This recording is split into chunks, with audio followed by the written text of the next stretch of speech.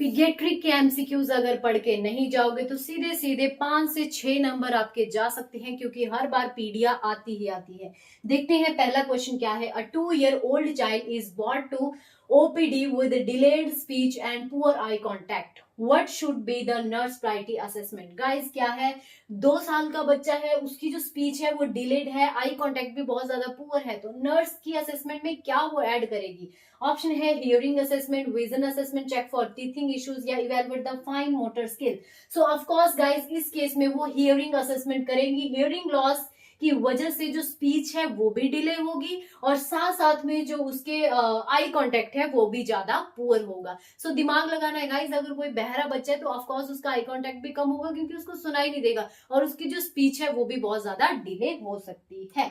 Next question है, अ 6 month old infant is unable to sit with support, Which developmental milestone delay does this indicate? Guys 6 महीने का बच्चा है, of course जब हम उसको सपोर्ट से बिठाते हैं तो वो बैठ जाता है, बट इस केस में क्या है, वो बैठ नहीं पा रहा है। सो कौन सी उसमें जो उसका डेवलपमेंटल माइलस्टोन है वो डिले हो रहा है। ऑप्शन है इसके gross motor delay, fine motor delay, language delay या कोग्निटिव डिले। सो गाइस इस केस में जो इसका आंसर है that is gross motor delay.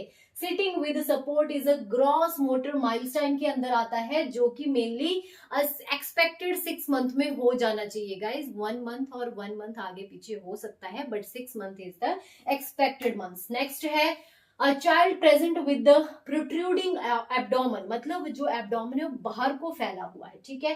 Thin limbs है, स्किन चेंजेस है, which deficiency is most likely. It means बच्चे का जो पेट है बाहर को निकला हुआ है और जितनी भी बॉडी है वो बिल्कुल दुबली पतली है और जो स्किन है वो भी रिंकल्ड है।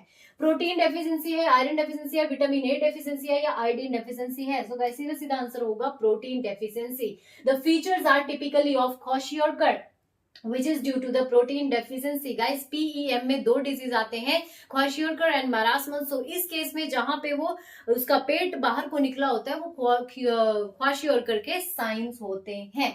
नेक्स्ट क्वेश्चन है, which congenital heart defect present with machine like murmur and is more common in premature infant। Guys जो 37 वीक से पहले हो जाते हैं उन बच्चों में ये सबसे ज्यादा देखने को मिल सकता है। सो कौन सा इसमें डिफेक्ट है, tetralogy of Fallot, atrial septal defect, PDA या फिर ventricular septal defect. So guys heart murmur sound सुनाई देती है पीडीए के केस में। PDA is associated with the prematurity and has a characteristics of murmur sound.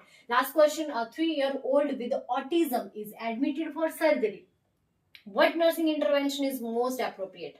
ठीक है गाइस, देखिए इसके ऑप्शन क्या है, provide colourful toys, maintain the strict routine and minimise the changes, allow child to roam freely या frequently change the care taker. So guys इसका answer होगा B.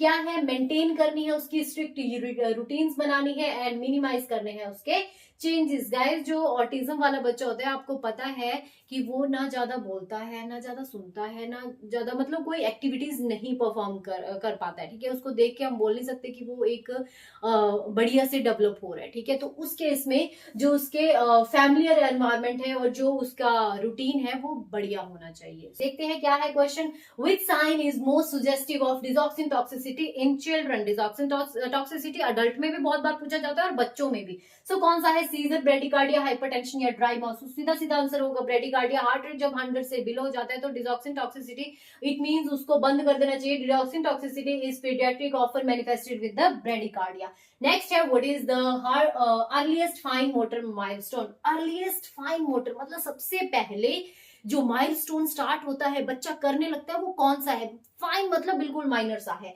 Transfer object, hand to hand, grasp कर, rattle, build tower of 2 blocks या scraping. So of course guys ये build तो नहीं कर पाता, स्क्रेपिंग भी नहीं कर पाएगा, ट्रांसफर भी नहीं कर पाएगा। क्या आंसर रहेगा, जो रैटल है उसको वो ग्रास्प कर सकता है। क्वेश्चन है, a nurse is caring for a child with cleft palate post op, which is the priority action. Post operative है, क्लेफ्ट पैलेट की सर्जरी हुई है, क्या करेंगे, allow breast feeding, place in prone position, use spoon feeding या position on back with the head elevated। so guys इस case में उसको बैक से लिटाना है और जो हेड है वो एलिवेट करना है। इससे क्या होगा, जो एस्पिरेशन है उसके चांसेस कम होंगे और जो सर्जिकल साइट है वो भी प्रोटेक्ट रहेगी।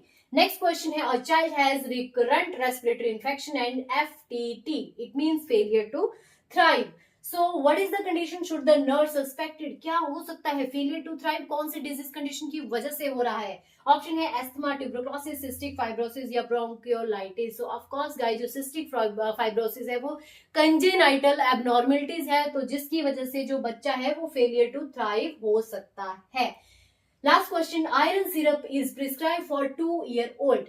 Which instruction should the nurse give to the mother? 2 साल के बच्चे को क्या दे रहे हैं? आयरन का सिरप दे रहे हैं। सो मदर को हम क्या एडवाइस करेंगे? Give with milk, mix with water only, give with orange juices या give on an empty stomach. So guys, कभी भी आयरन देते हैं सो उसको हमेशा ऑरेंज जूसेस के साथ देना है। क्यों? क्योंकि जो विटामिन सी होती है वो आयरन के एब्जॉर्प्शन को एनहांस करती है। और गाइस आपको पता है जो जितने भी खट्टे जो आपके फ्रूट्स होते हैं या कोई भी और चीज होती है उनमें जो विटामिन सी है उसका लेवल बहुत ज्यादा होता है। सो आयरन के एब्जॉर्प्शन को वो बढ़ा देते हैं। ऐसे एमसीक्यूज के लिए किसको फॉलो करना है? नर्सिंग टेक ज्योति को। Keep sharing, keep supporting. Thank you.